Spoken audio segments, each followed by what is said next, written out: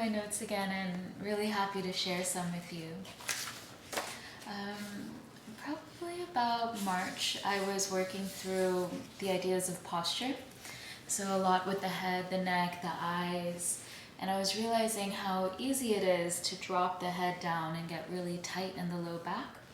And then the eyes get really heavy and kind of stuck, especially if you're doing a lot of online work, and at the time I was.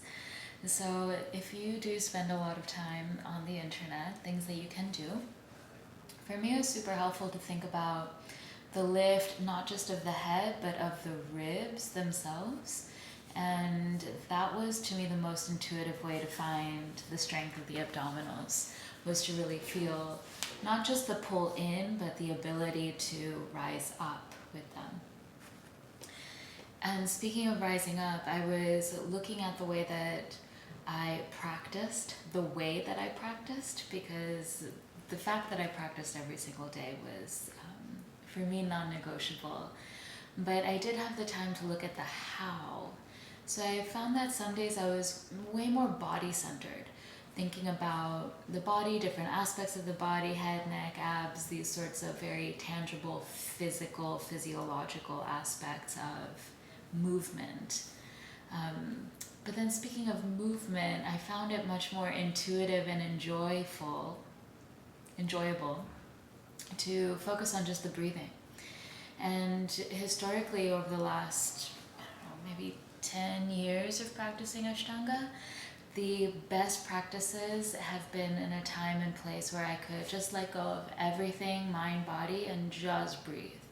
And just breathe through it. And it meant that my mind was not worried about anything, bothered by anything, stressed at all. And my body was super healthy, like everything would just flow right through. The breath in, breath out, no problems, just power. So that to me was the level of highest vitality, was just working, just the breath. And then if you're not in that place, you do have to use the practice, or I have to use the practice to clear out the mind.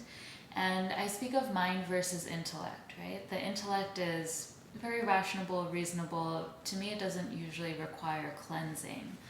But the mind often requires cleansing because it takes in a lot. Sensory inputs, especially if you're in a place like I am, New York City, there's a million things happening, even during lockdown.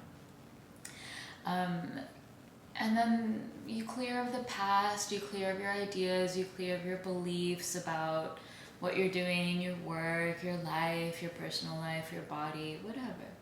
Just cleansing, clearing, being very open, empty in the positive sense, positively empty.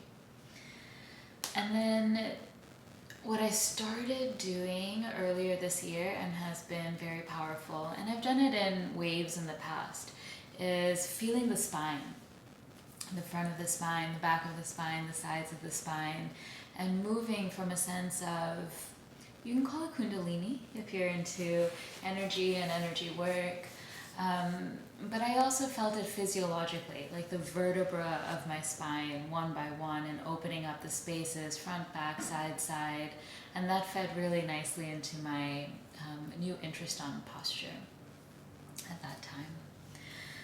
So, okay, at the bottom I've written a big star, simplicity. That was my biggest project during the pandemic, was really simplifying my life. And I think a lot of us are in the same place, letting go of clothes, letting go of things in the kitchen, letting go of books, possessions, all kinds of things, patterns, behavior patterns, habits. And I realized that there were different habitual approaches I took to the practice. Some days I was very problem solving, very fixing my body, fixing my mind, fixing my mood, using the practice to do good, to improve myself. And some days I was really just cognizant and aware, attentive, with that sense of removal, little detachment. And there were days where I was just very dreamy, just like doing it here and not here. And when I finished, I just continued in that very dream state, and I could live like that. I would write a lot of fiction that way. And then there's also the classic Ashtanga approach of just doing the practice. Like, just show up, just do the postures, just leave. Like, work hard, do it. No trying, not trying. You just do it, and your life changes as a result. That to me was kind of the same as not doing. And I mean that in a positive sense, as a technique. Not trying to do something, but allowing for it to be done through you. So in a sense of receiving the practice and welcoming the practice, and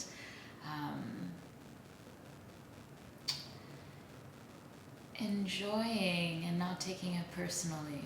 Yeah. Well, I hope that's interesting or helpful or inspiring in some way, and I'll talk to you again soon.